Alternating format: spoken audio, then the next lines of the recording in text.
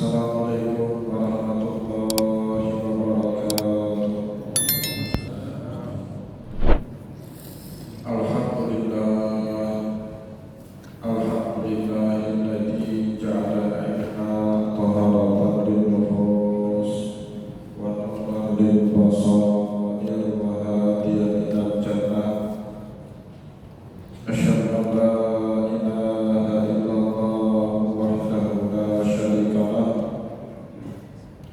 wa asyhadu anna Muhammadan abduhu wa rasuluhu shahibul burhan. Allahumma shalli wa sallim ala rasulika karim Muhammad sallallahu alaihi wasallam wa ala alihi wa ashabihi wa man tabi'ahum bi ihsanin ila yaumiddin. Summa amma ba'du. Puji dan syukur senantiasa dan tidak pernah bosan-bosannya kita panjatkan kehadiran Sang Maha Pencipta Allah Subhanahu wa Ta'ala, yang mana dengan limpahan karunia-Nya, rahmat-Nya, hidayah-Nya, serta anugerah-Nya kepada kita semua, kita kembali masih diberi kesempatan, kesehatan, dan usia panjang oleh Allah untuk sama-sama dan senantiasa mengabdikan diri kita di jalannya dengan menjalankan segala perintahnya dan menjauhi semua larangannya. Salawat dan salam juga tidak pernah berkurang kita haturkan kepada junjungan alam Nabi besar Muhammad sallallahu alaihi wasallam,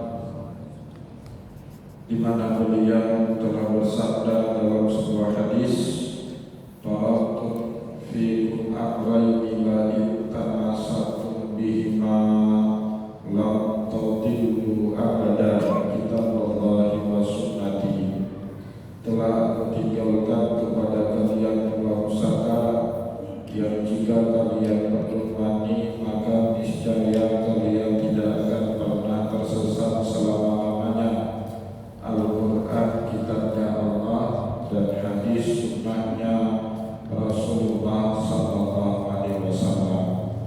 Bapak Ibu kaum muslimin dan muslimat jamaah salat maghrib yang dimuliakan oleh Allah, mari pada kesempatan malam yang mulia ini sambil kembali kita niat iktikaf di rumah Allah dan juga sambil kita menunggu datangnya pelaksanaan sholat isya berjamaah, mari sama-sama kita kembali melanjutkan pengajian hadis kita dengan kitab Fathul Bari fi Syarh Sahih Al-Bukhari karya Imam Ibnu Hajar Al-Asqalani rahimahullahu ta'ala.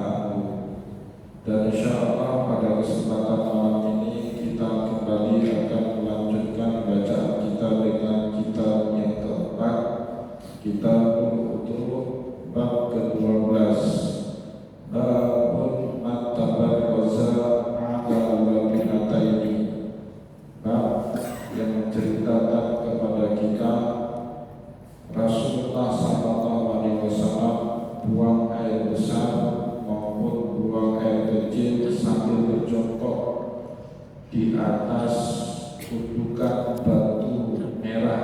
Ya, kalau kita mungkin sekarang menyebutnya batu bata, ya, batu merah yang terbuat dari tanah liat dan dikeraskan. Itu di dalam bahasa Arabnya disebut dengan labinah, atau dua batu merah disebut labinata ini. Satu diletakkan di sisi sebelah kanannya Rasulullah dan satu lagi dipijak dengan kaki kirinya Rasulullah. Dan Nabi Muhammad mencontohkan kepada kita, baik buang air besar maupun buang air kecil sunnah dalam keadaan duduk atau lebih tepatnya jongkok, ya. Jadi bukan duduk seperti ini, ya, atau juga bukan duduk bersila. Itu tidak mungkin kita buang air besar atau buang air kecil dalam keadaan duduk bersila. Dan di zaman kita sekarang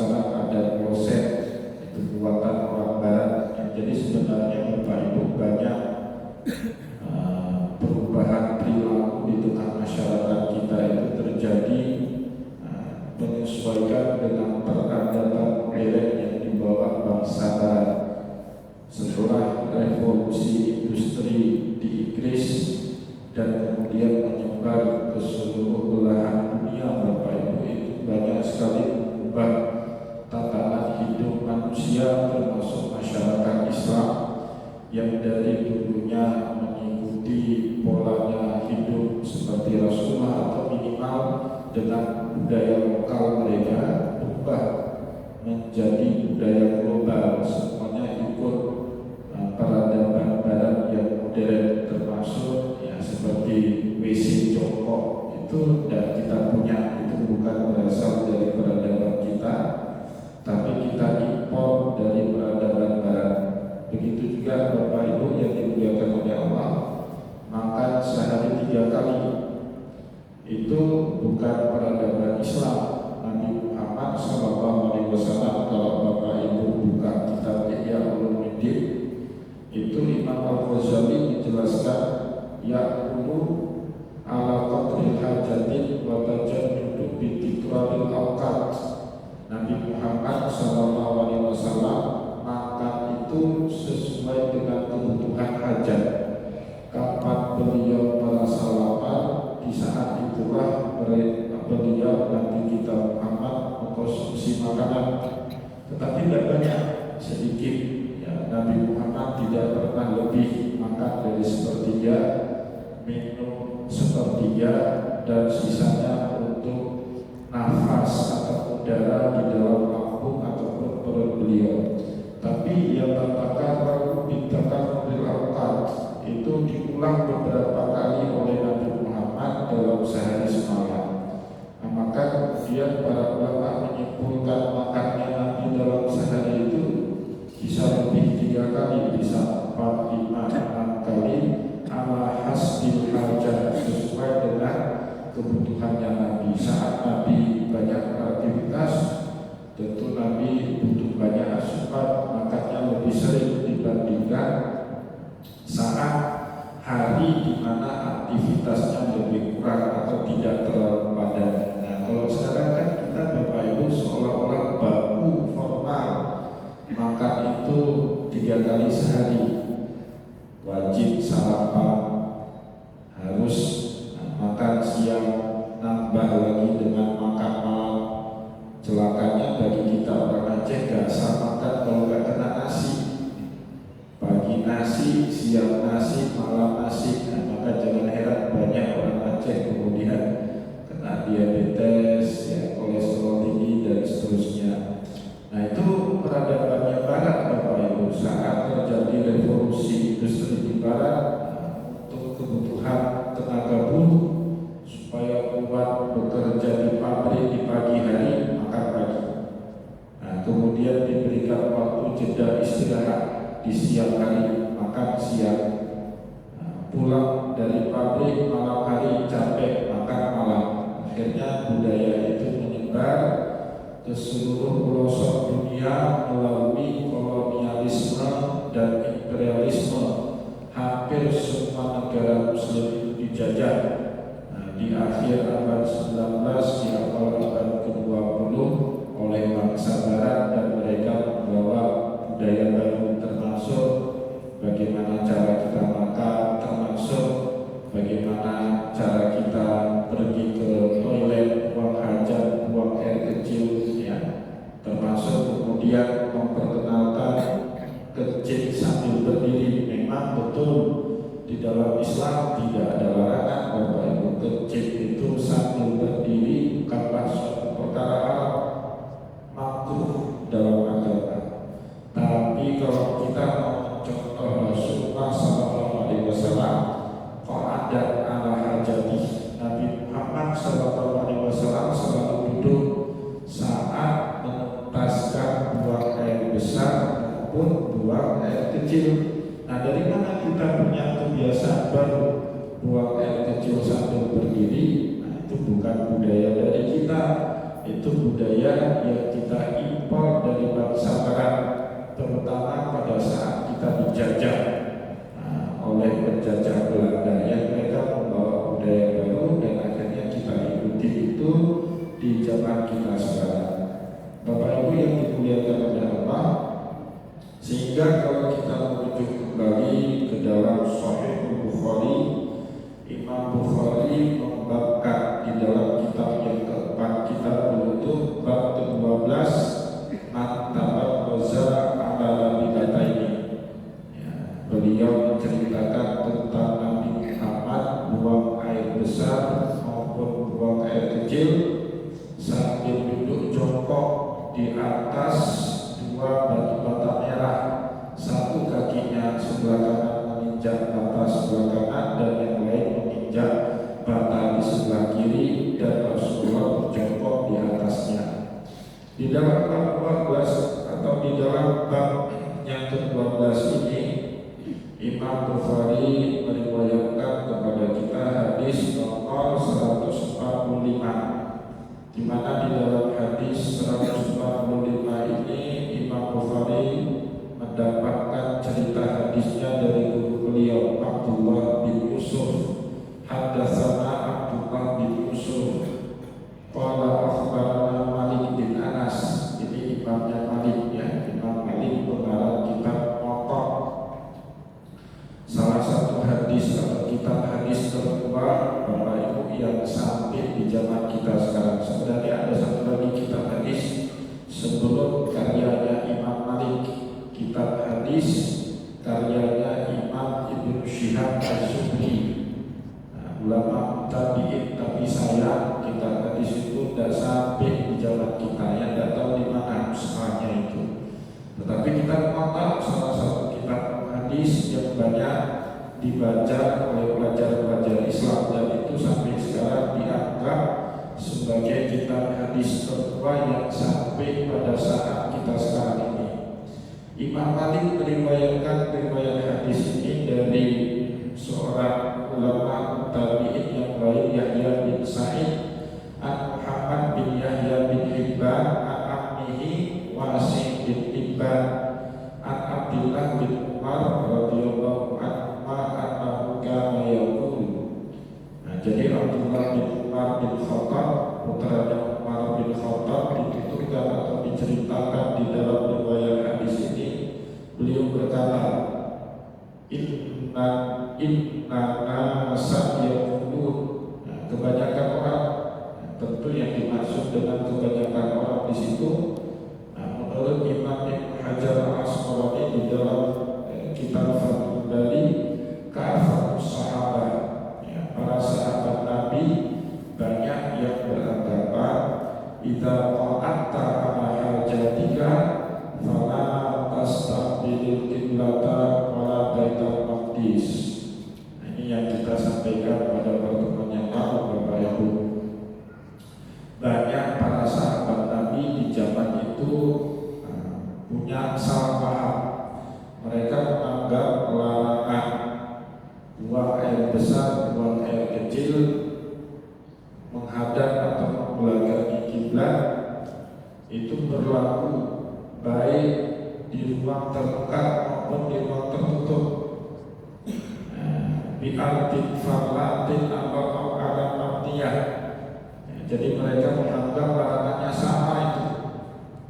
Baik kita buang air besar, buang air kecil di ruang terbuka atau di ruang tertutup, dilarang sama Rasulullah SAW menghadap kiblat atau membelakangi kiblat. Tapi pemahaman keliru kebanyakan sahabat itu dikoreksi nanti oleh segelintir sahabat Nabi yang punya pengetahuan khusus tentang masalah istinjanya Rasulullah. Nah, salah satunya di sini sahabat Nabi Abdullah bin Umar bin Khattab radhiyallahu anhu. Beliau pernah lihat dan sengaja tentunya ya para sahabat masa ngintip Nabi Muhammad buang air besar, buang air kecil, kan itu sumber adat namanya ya. Ini peristiwa terjadi yang diceritakan di dalam hadis 145 ini tanpa sengaja. Makanya beliau tahu dan beliau berani mengoreksi pendapat orang banyak yang mengatakan kita tidak boleh duduk baik saat buang air besar maupun buang air kecil menghadap kiblat Ka'bah atau Baitul Maqdis. Maqdis menghadap ke utara, membelakangi kiblat Ka'bah, otomatis membelakangi atau membelakangi badan kita menghadap Baitul Maqdis. Nah, maka Abdullah bin Umar bin Khattab radhiyallahu anhu berkata, "Idza inna nasa yaqulun," kebanyakan orang berpendapat, "Idza qa'atta ala hajatika fala tastamilil qiblata wala baitul maqdis." Kalau kamu mau buang air besar maupun buang air kecil, jangan menghadap kiblat atau jangan juga membelakangi Baitul Maqdis. Kota Madinah seperti yang sudah kita sampaikan pada pertemuan yang lalu, itu berada di tengah-tengah antara selatan. Selatan itu letak kota Mekah, letak kiblat Ka'bah, atau utara. Utara itu letaknya Baitul Maqdis. Maka pada pertemuan yang lalu di hadis nomor 144 Bapak Ibu, Nabi Muhammad sallallahu alaihi wasallam bersabda, "Idza qada hajatika fala tastaqbilil qiblata wala tastadbiruha." Kalau kalian mau buang air besar maupun buang air kecil, jangan menghadap ke kiblat, ke selatan maksudnya, atau juga jangan membelakangi kiblat ke arah utara.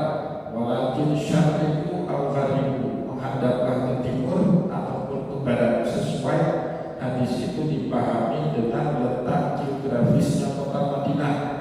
Nah, hadis itu Bapak Ibu tidak berlaku kalau kita berada di Aceh atau di Indonesia, karena kiblat kita itu ke arah barat.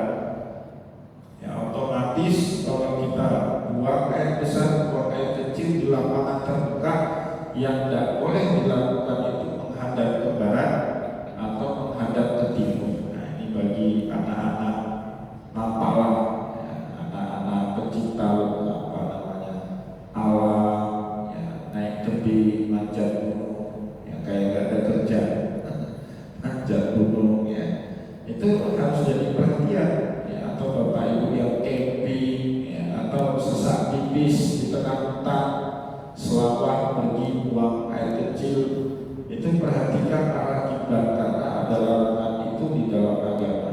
Jangan, kalau di tempat kita berarti makna dari hadis itu jangan menghadap ke barat atau menghadap ke timur, cari arah utara dan selatan. Nah, itu gampang sekali Bapak Ibu. Berarti kita jangan menghadap ke arah matahari.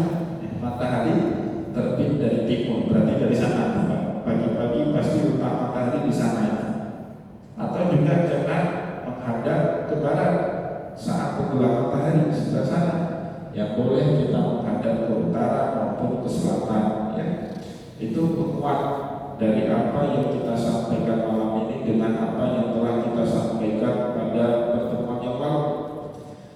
Maka Bapak Ibu, anggapan kebanyakan orang berlaku umum larangan menghadap dan membelakangi kiblat itu disanggah sama sahabat Nabi Abdullah bin Umar bin Khattab radhiyallahu anhu. Faqala Abdullah bin Umar, "Laqad iltaqaitu yawman ala dhahri baitin lana, fara'aitu Rasulullah sallallahu alaihi wasallam ala labinataini mustaqbilan baital maqdis li hajatihi." Aku pernah suatu hari, kata Abdullah bin Umar, "iltaqaitu yawman ala dhahri baitin lana," panjat naik ke atas atap rumah kami. Ya, ngapain di situ beliau, ya? Nah, ini dijelaskan di dalam kitab Fathul Bari Bapak Ibu, ya.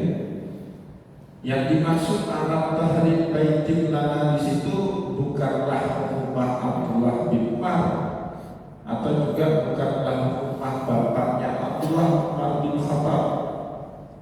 Kalau di rumahnya Umar, ngapain ada Nabi di situ?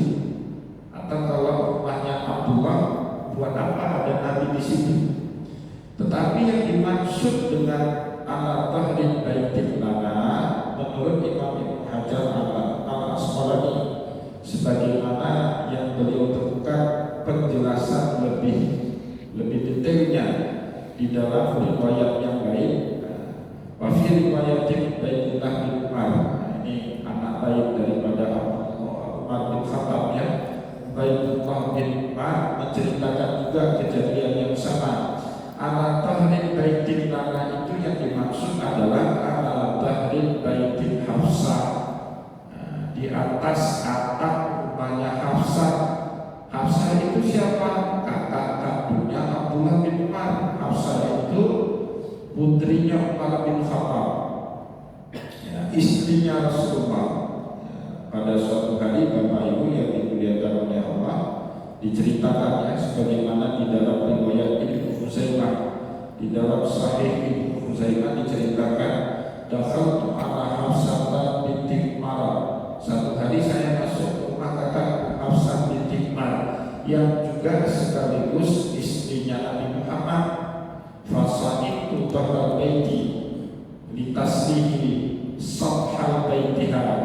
Maka aku diminta oleh kakakku untuk naik ke atap rumah untuk memperbaiki, ada genteng yang bocor ya bahasa kita itu. Maka Abdullah bin Umar pun naik ke atas atap rumahnya Hafsah, dan ternyata di toiletnya itu ada Rasulullah, ya kan? Rasulullah pada hari itu lagi sedang bersama Hafsah istrinya atau kakak kandungnya Abdullah bin Umar. Maka Bapak Ibu kaum muslimin dan muslimat yang dimuliakan oleh Allah, dan sengaja disitulah kemudian Abdullah bin Umar radhiyallahu anhu melihat Rasulullah SAW sedang buang hajat menghadap kiblat dan juga otomatis membelakangi Baitul Maqdis, ya kan? Tetapi itu boleh nampak berada di dalam ruang tertutup dan sengaja. Dari mana kalimat dan sengaja itu bisa kita pahami? Di dalam riwayat Muslim disebut dengan istilah faltafatu min lahdatan, dan sengaja saya melihat Nabi Muhammad SAW sedang jongkok qa'adan ala labinataini, sedang jongkok buang hajatnya. Maka aku pun menoleh sekejap melihat Nabi Muhammad. Langsung Abdullah bin Umar bin Khattab berpaling dari melihat Nabi Muhammad SAW yang sedang buang hajat. Tapi Bapak Ibu, apa ya bahasa kita yang sopan itu, intinya Abdullah hari itu barokah bagi umat. Jadi ilmu bagi kita. Akhirnya kita tahu larangan menghadap atau membelakangi kiblat pada saat buang air besar, buang air kecil ternyata tidak berlaku kalau sedang berada di tempat tertutup. Mana buktinya? Apa yang dilihat oleh Abdullah bin Umar bin Khattab? Beliau pernah melihat Nabi Muhammad buang air besar atau buang air kecil menghadap kiblat dan membelakangi Baitul Maqdis. Itu dilakukan oleh Nabi Muhammad di ruang tertutup. Akhirnya ketidaksengajaan itu menjadi ilmu bagi kita umat Islam, ya. Jadi kadang-kadang saya mikir Bapak Ibu, Nabi Muhammad itu jadi korban ini kan ayat Nabi itu, ya. Masalah kamar mandi akhirnya diceritakan jadi konsumsi umat. Bapak Ibu mau nggak cerita Bapak Ibu di kamar mandi itu diceritakan oleh orang banyak sehingga jadi gosip satu kampung? Ya, tapi Nabi Muhammad penting kadang-kadang itu untuk apa? Supaya menjadi pengetahuan bagi umatnya bagaimana tata cara adanya buang air besar, buang air kecil. Alhamdulillah hari itu ada Nabi Muhammad, Abdullah bin Umar melihat Nabi Muhammad SAW buang hajat. Sama Bapak Ibu, seperti kisah yang diceritakan oleh Allah dalam surat Al-Ahzab. Ya ayyuhalladzina amanu la takunu kalladzina ataw Musa fabarra'allahu min.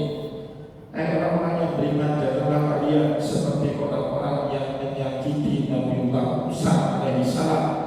Maka Allah pun kemudian berkehendak untuk membersihkan nama baik Musa dari segala macam tuduhan dan fitnah. Jadi Bapak Ibu, sebelum datangnya Nabiullah Musa, Bani Israel itu kan diperbudak sama Fir'aun ratusan tahun. Dalam sebuah riwayat sejarah dikatakan sampai 450 tahun. diperbudak sama Firaun, sehingga hilanglah peradaban mereka sebagai manusia. Jangankan diperbudak, Bapak, manusia dijajah. Konon katanya Indonesia dijajah sama Belanda 300 tahun. Mentalitas orang yang dijajah itu inferior, Bapak, merasa minder, kecil, dan percaya diri. Coba itu, kalau datang bule berambut pirang, bermata biru, berkulit putih gabi, kalau kata orang Aceh, badannya tinggi besar, jadi pusat perhatian kan?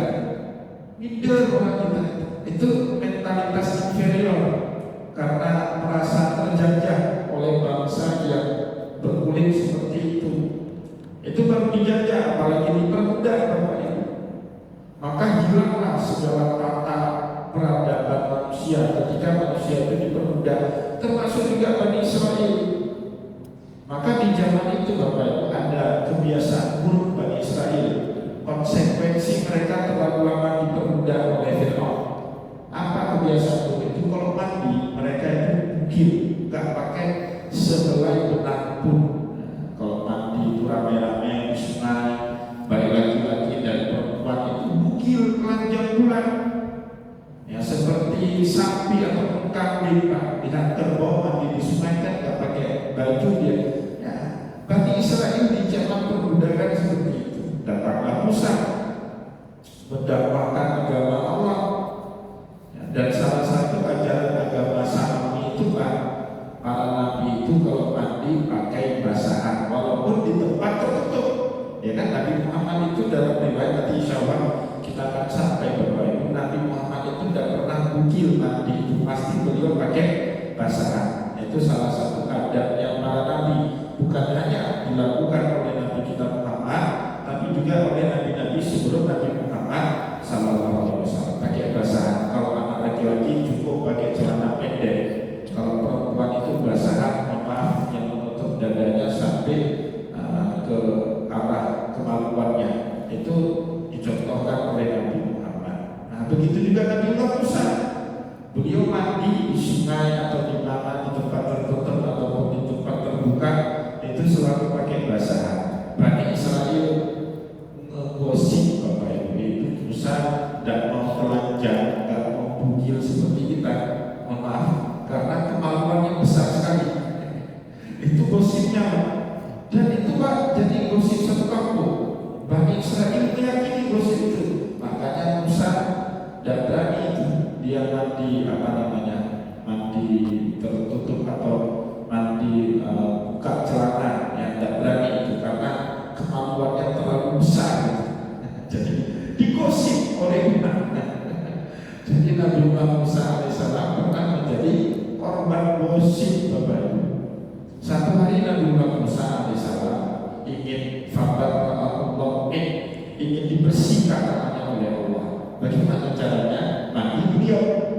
Tiba-tiba, Bapak Ibu, mandinya Nabi Musa di sungai itu deras sekali arusnya.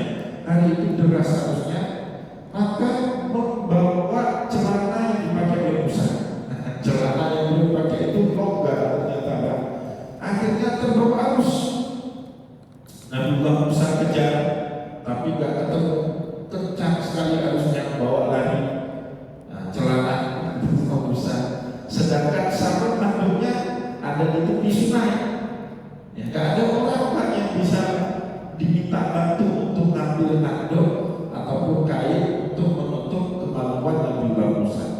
Nabi Musa lihat kanan, lihat kiri, depan, belakang, lihat ke atas. Ternyata alhamdulillah gak ada orang yang lihat. Nah, keluarlah Nabi Musa dari air sungai. Di saat itulah, Bapak Ibu, datang sekelompok anak muda Bani Israel melihat Nabi Musa alaihissalam bugil telanjang bulan, dan sekaligus membantah apa yang selama ini dianggap benar sama mereka. Musa itu tidak pakai celana karena kemaluan yang besar. Ternyata enggak normal Nabi Musa. Itu bukan karena Nabi Musa punya aib, tapi karena perintah syariatnya memang nanti itu pakai basahan. Semenjak itulah Bani Israel sunnahnya Nabi Musa mau pakai basahan pada saat mereka mandi, nggak mau lagi telanjang bulan. Kalau dulu menganggap itu bukan perintah Allah, tapi untuk menutup aibnya Musa. Nah, maka turun surat di dalam atau ayatnya di dalam surat Al-Ahzab kalau saya nggak salahkan, atau dalam surat Al-Nur, ya ayyuhalladzina amanu, wahai orang-orang yang beriman, bukan ladzina ada Musa, janganlah kalian seperti orang yang menuduh dan menyakiti Musa. Nah, tuduhan apa yang dialamatkan kepada Nabi Musa itu? Musa mandi pakai basahan untuk menutup aibnya, tapi Allah ingin membersihkan apa yang nantinya itu. Fakat Allah walaupun cara membersihkan namanya enggak menyenangkan, tapi itu berkah akhirnya. Dengan itulah nama baik Nabi Musa alaihissalam terjaga. Begitu juga Bapak Ibu, saya kira apa yang dikehendaki Allah terjadi sama Nabi Muhammad. Kalaulah hari itu Abdullah bin Umar bin Khattab dan diminta sama kakaknya Hafsah untuk naik ke atas rumah untuk memperbaiki loteng, dan tanpa sengaja beliau saat itu juga melihat Nabi Muhammad SAW sedang buang air besar atau buang air kecil menghadap dan membelakangi kiblat. Hari ini mungkin kita sepakat bahwa keharaman menghadap dan membelakangi kiblat pada saat kita buang air besar atau buang air kecil berlaku umum, baik di ruang terbuka maupun juga di ruang tertutup. Tapi itu akhirnya tidak dipahami seperti itu oleh umat Islam atau oleh para ulama kita. Nah, Bapak Ibu kaum muslimin dan muslimat jamaah pengajian yang dimuliakan oleh Allah, itu cerita pengalaman Abdullah bin Umar yang menyanggah anggapan banyak orang yang menurut pengalaman beliau tidak benar. Maka di awal cerita hadis ini Abdullah bin Umar bin Khattab berkata, Inna nasa yaqulun, kebanyakan orang berkata atau berpendapat, idza qa'ata jadika, kalau kamu duduk jongkok untuk buang air besar, buang air kecil, fala tastaqbil qiblata wala baital maqdis, jangan menghadap Ka'bah atau menghadap membelakangi Baitul Maqdis, baik di rumah terbuka maupun di rumah tertutup. Itu agama keliru, kata beliau. Kenapa? Faqala Abdullah bin Umar, karena saya pernah dulu punya pengalaman di masa hidupnya Nabi. Laqad taqaitu yawman ala baitin lana, saya pernah diminta oleh kakak saya untuk naik ke atas atap rumahnya. Nah, kenapa di sini Abdullah bin Umar berkata ala baitin lana, di atas atap rumah kami? Nah, karena Bapak Ibu, menurut Imam Ibnu Hajar al-Asqalani di dalam kitab Fathul Bari, rumah itulah yang ditempati oleh Hafsah.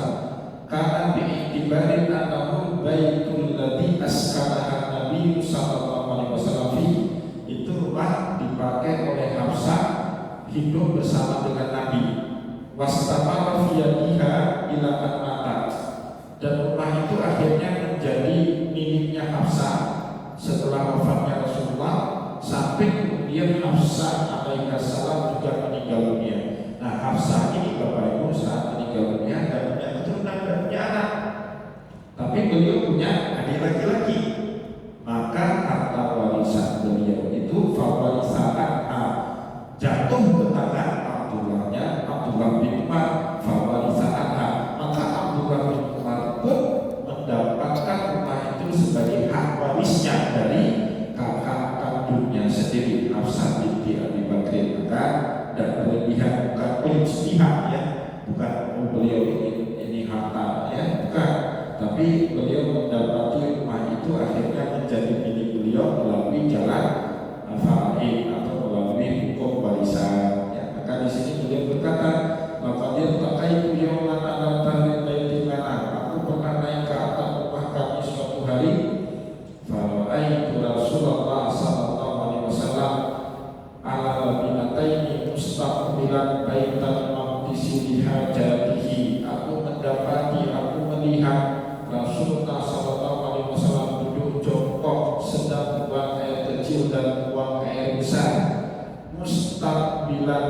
Baitul Maqdis, menghadap ke arah Baitul Maqdis, berarti menghadap ke arah utara. Maka perintah Nabi dalam hadis sebelumnya yang kita kaji pada pertemuan yang lalu, dipagari maknanya hanya pada saat kita buang air besar, buang air kecil di lapangan terbuka, ya.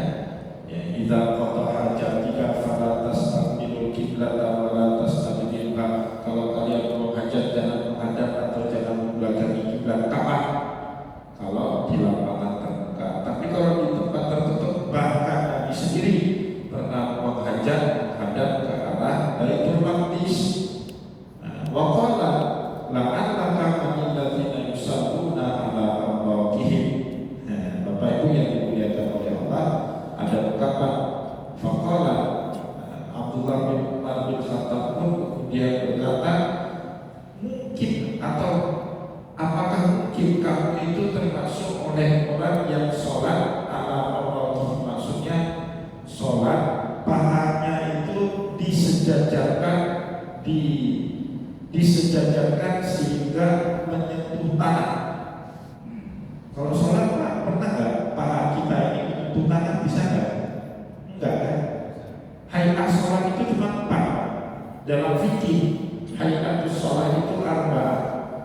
Al-qiyam, berdiri, kemudian sujud, rukuk, dan yang terakhir qiyam. Qiyam itu duduk. Hanya 4 aja itu gerakan sholat, ya. Berdiri, duduk, sujud, dan rukuk. Kalau disebut la'allaka min alladziina yusalluna 'ala arwaqihim, apakah kamu termasuk dari golongan orang yang sholat dan paha kalian ini menempel ke permukaan bumi? Gimana itu sholat? Berarti kan kita tidur tertutup. Apa maksud dari ungkapan itu? Nah, itu ungkapan Bapak Ibu kepada orang yang gak ngerti sunnah pada saat mengerjakan sholat, semacam sindiran halus. Nah, apa maksudnya? Kenapa kata itu terlontar dari Abdullah bin Umar di dalam hadis ini? Nah, ini Bapak Ibu disampaikan atau dijelaskan kepada kita oleh Imam Ibnu Hajar Al-Asqalani di dalam kitab Fathul Bari. Nah, jadi ceritanya gini, walladzi yadhharu fil munasabati adalah alaihi siyam muslim. Habis potongan hadis terakhir tadi, la'allaka min alladziina yusalluna 'ala arwaqihim, apakah kamu termasuk orang yang sholat menempelkan paha kamu ke permukaan bumi? Apa yang dimaksud itu? Kita baru bisa memahami potongan kalimat terakhir dari hadis itu setelah kita membaca di dalam Sahih Muslim. Fafi al-qalihi indahu an-Wasih bin Hibban. Di dalam Sahih Muslim Bapak Ibu ada riwayat yang sama tapi dengan versi yang lebih detail dan lebih lengkap. Wasih bin Hibban tabi'in yang menuturkan kepada kita ceritanya Abdullah bin Umar bin Khattab ini, beliau berkata, pengalaman beliau suatu hari bersama Abdullah bin Umar, untuk usalli fil masjid. Satu hari saya menunaikan sholat di dalam masjid. Fa'idha Abdullah bin Umar jalisun, dan pada saat itu Abdullah bin Umar sedang duduk juga di dalam masjid di dekat tempat aku menunaikan sholat. Falamma qadaitu sholati, kata Wasih bin Hibban, setelah aku selesai menuntaskan sholatku, insaraftu ilaihi, aku pun mendekat ke tempat duduknya Abdullah bin Umar, min syakki, dari sisi sampingnya Abdullah bin Umar. Faqala Abdullah, maka Abdullah bin Umar pun kemudian berkata, yaqulun nas, inna Rasulullah qala hajatahu fala tastaqbilul qiblata wala masjidil haram. Kebanyakan orang berkata, kalau kita mau hajat tidak boleh menghadap atau membelakangi kiblat. Padahal saya dulu pernah melihat Nabi Muhammad buang air besar, buang air kecil, menghadap ke Baitul Maqdis.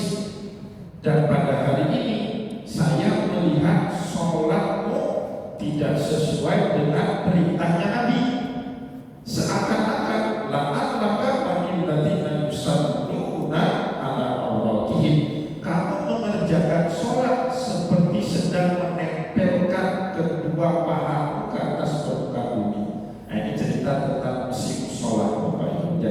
ternyata wasit di ibadah itu dipanggil sama Abdullah bin Umar. Selesai sholatnya ini jelek, asal-asalan. Itu bukan kemarin habis sholat. Kan wasit di ibadah ini tadi Abdullah bin Umar sahabat Nabi, gurunya para sahabat, gurunya Nabi dipanggil, kamu tadi sholatnya jelek, jangan sholat seperti itu. Walaupun banyak kata orang sholat seperti kamu itu sah, tapi jangan dengar kata banyak orang, karena kata banyak orang nggak boleh menghadap kiblat dan membelakangi kiblat pada saat kita buang air besar, buang air kecil. Tapi saya sendiri pernah lihat Nabi Muhammad SAW saat buang air besar, buang air kecil pernah menghadap kiblat. Makanya dalam beragama nggak boleh dijadikan dalil kata banyak orang. Kan gitu loh. Kan sering dalam masyarakat kita kan. Tapi tentunya ramai yang juga. Nah, cerita kita kemarin, imam di mana kita? Lagi sholat Jumat di mana kita? Imam, posisi imam lagi sholat Jumat di mana? Di salat atau di kamar ini sambil tidur ngorok di sini? Hah? Di sini? Enggak, dulu sebelum pengajian di mana? Di depan kan? Di kamar ini kan? Nah, dan itu kan kejadian di mana-mana Pak, di masjid seluruh Aceh kan? Bolehkah itu dijadikan dalil dalam beragama? Tapi Pak, itu yang dilakukan oleh masyarakat. Jangan kata orang dalam beragama. Ini yang dipakai oleh Abdullah bin Umar dalam menegur wasit bin Hibban. Kalau kita pakai dalil kata orang juga nggak boleh mengajak, menghadap dan membelakangi kiblat. Tapi saya pernah melihat Nabi Muhammad buang air besarnya menghadap Baitul Maqdis. Maka dalam beragama ini jangan kata orang. Nah, itu juga kan kemarin ada itu habis pengajian itu ada yang bilang, tapi Teguh, hampir semua masjid di Aceh imamnya waktu Jumat di dalam ruangan. Perilaku banyak orang gak bisa dijadikan dalil dalam beragama. Yang dijadikan dalil itu apa? Perilakunya Nabi, kan itu Bapak Ibu ya. Nah, itulah dalil yang dipakai oleh Abdullah bin Umar untuk menegur wasit bin Hibban. Sholat kamu tadi tidak beres. Wasit bin Hibban berhujah, tapi kata banyak orang ini beres. Ini udah benar. Kata Abdullah bin Umar, banyak juga orang bilang kalau buang air besar, air kecil itu tak boleh menghadap juga, membelakangi kiblat. Tapi saya sendiri pernah lihat Nabi Muhammad buang hajatnya menghadap kiblat. Nah, maka disindirlah akhirnya oleh Abdullah bin Umar, la'allaka minal ladzina yusalluna ala awaqihim. Kamu ini seperti orang yang sholat menempelkan pahanya ke atas permukaan bumi. Itu sindiran. Karena sholat itu cuma ada 4 gerak, berdiri, rukuk, sujud, duduk, nggak ada tidur telungkup. Nah, maka dijawab inilah adilullah, demi Allah saya dan sadar kalau itu salah. Kan kita kadang-kadang buat kesalahan tanpa kita sadari dalam sholat, Pak ya. Fikihnya jelas, bergerak lebih dari 3 kali membatalkan sholat kan? Pernah nggak Bapak Ibu gerak lebih 3 kali berturut-turut? Pernah. Sadar nggak? Nggak sadar apa-apa. Bekeke yang yang sengaja Pak, sengaja. Nggak betul sengaja. Nah, tapi kalau nggak sadar, nah nggak apa-apa. Wallahi la adri, saya nggak sadar kalau saya sudah buat sholat. Nah, ini sekaligus sunnahnya Nabi Bapak Ibu ya. Dalam masjid itu biasa buat salat ya. Ada imam yang tidur padahal jamaah subuh itu biasa ya. Ada orang yang sholatnya nggak beres ditegur sama orang yang biasa. Ada orang bahkan mungkin ngomong besar-besar. Kalau ngomong agama boleh lah. Fi buyutin adinallah at-turfa'a wa yuzkara fiha ismuhu wa yusabbihu lahu fiha bil qudu'i wal asati. Allah ini boleh kita bersikir kencang-kencang, keras-keras. Adinallah at-turfa'a wa yuzkara fiha ismuhu. Nah, masalah. Tapi kalau ngomong politik, ngomong bisnis, apalagi gosip tetangga dalam masjid besar-besar, jangan, ya nggak boleh itu ya. Tapi tegur, ini biasa, awal lumrah, ya. Jadi kalau ada orang yang buat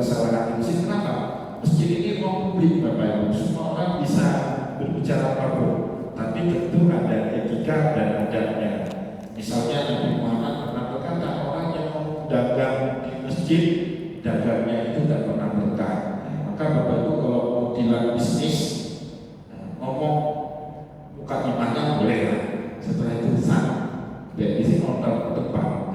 Nah, kita kedai kopi. Nah, seperti itu Pak. Berdepan, butuh Pak kedai kopi. Nama, oke lah. Nah, Pak nama motor terus. Nyulakan harga lebih bersaing. Itu dicoba. Angkanya kita tempat masjid yang kita kedai kopi. Nah, itu boleh Pak. Jangan duduk di masjid ngomong dunia sampai berjam-jam, ganggu orang sholat, ya ganggu orang zikir, ganggu orang ngaji, ya kan? Memang masjid ini tempatnya orang ibadah, bukan tempatnya orang dagang, bukan tempatnya ngomong politik, bukan tempat orang ibadah. Dan itu biasa kalau kita lihat, ya kita tegur. Sama juga kayak Abdullah bin Umar bin Khattab, lihat orang sholatnya gak benar, ditegur sama beliau. Ya, Nabi Muhammad juga sering itu dulu menegur para sahabat yang sholatnya asal-asalan, suka-suka mereka sebenarnya saja, ditegur sama Nabi. Ada sahabat yang sholat al-fatihahnya satu tarikan nafas, disebut sama Nabi, Anda itu selalu sholat tapi seperti mencuri, ya kan? Orang mencuri di dalam sholat yang sholatnya tergesa-gesa, itu termasuk bagian daripada sunnah Nabi. Kalau melihat ada yang kurang pas terjadi di rumah Allah, kita Bapak Ibu disunahkan. Kalau punya ilmunya, tahu caranya, kita tegur orang itu dengan tetur bil hikmati wal mau'izatil hasanah, dengan hikmah, nasihat yang baik tanpa menyinggung, yang tanpa berkata kasar, apalagi maki-maki, jangan, ya, dengan baik, dengan hikmah wal mau'izatil hasanah. Semoga Bapak Ibu yang dimuliakan oleh Allah, apa yang telah kita sampaikan pada kesempatan malam ini bermanfaat kepada kita semua. Saya mohon maaf jika ada yang tidak berkenan. Wallahu muwaffiq ila aqwamit thoriq.